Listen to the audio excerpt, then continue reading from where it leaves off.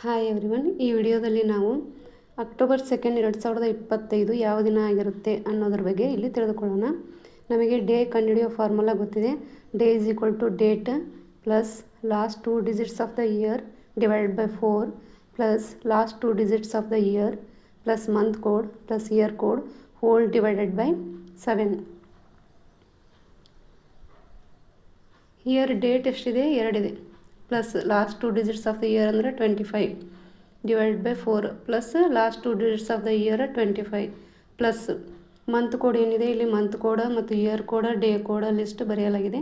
Month ಕೋಡ ಜನವರಿ to December, ಇದನ್ನು 033 035 ಈ ಥರ ಕ್ರಾಸಲ್ಲಿ ನೆನ್ಪಿಟ್ಕೊಂಡ್ರೆ ಈಸಿಯಾಗಿ ನೆನಪಿರುತ್ತೆ.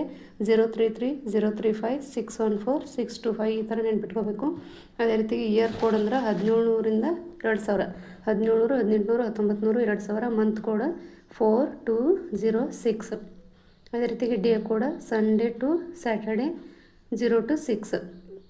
ಈ ಡೇ ಕೋಡ್ ನಮಗೆ ಗೊತ್ತಿರಬೇಕು. Month code year code day code ಗೊತ್ತಿದ್ರೆ ನಾವು ಡೇನ ಈಸಿಯಾಗಿ ಫೈಂಡ್ ಮಾಡ್ಬೋದು. ಇಲ್ಲಿ ನೋಡ್ರಿ 25 ಡಿವೈಡ್ ಬೈ 4 ಅಂತಂದ್ರೆ 4 ಒಂದಲೇ 4 6ಲೇ 24 ಆಯಿತು. ಸೊ ಇಲ್ಲಿ ಕೋಶಂಟನ್ನು ಮಾತ್ರ ಕನ್ಸಿಡರ್ ಮಾಡಬೇಕು. ಸೊ 2 + 6 + 25 + 6 ಆಯಿತು. ಇವೆಲ್ಲ ಕೂಡಿಸಿದಾಗ 39 ಬರುತ್ತೆ. ಡಿವೈಡ್ ಬೈ 7 ಮಾಡಿದಾಗ 7 ಇಲ್ಲೇ 35, ಕೋಶಂಟ್ 5 ಬಂತು, ರಿಮೈಂಡರ್ 4 ಬಂತು. ಸೊ ಇಲ್ಲಿ ರಿಮೈಂಡರ್ ಏನು ಬರುತ್ತಲ್ಲ ಅದು ಏನಾಗಿರುತ್ತೆ? ಡೇ ಕೋಡ್ ಆಗಿರುತ್ತೆ. ಸೊ 4 ಅಂದರೆ ಇಲ್ಲಿ ಡೇ ಕೋಡ್ ಏನಿದೆ? ಸಂಡೇ ಅಂದರೆ 0, ಮಂಡೇ ಅಂದರೆ 1, ಟ್ಯೂಸ್ಡೇ ಅಂದರೆ 2, ವೆನ್ಸ್ಡೇ ಅಂದರೆ 3, ಥರ್ಸ್ಡೇ ಅಂದರೆ 4.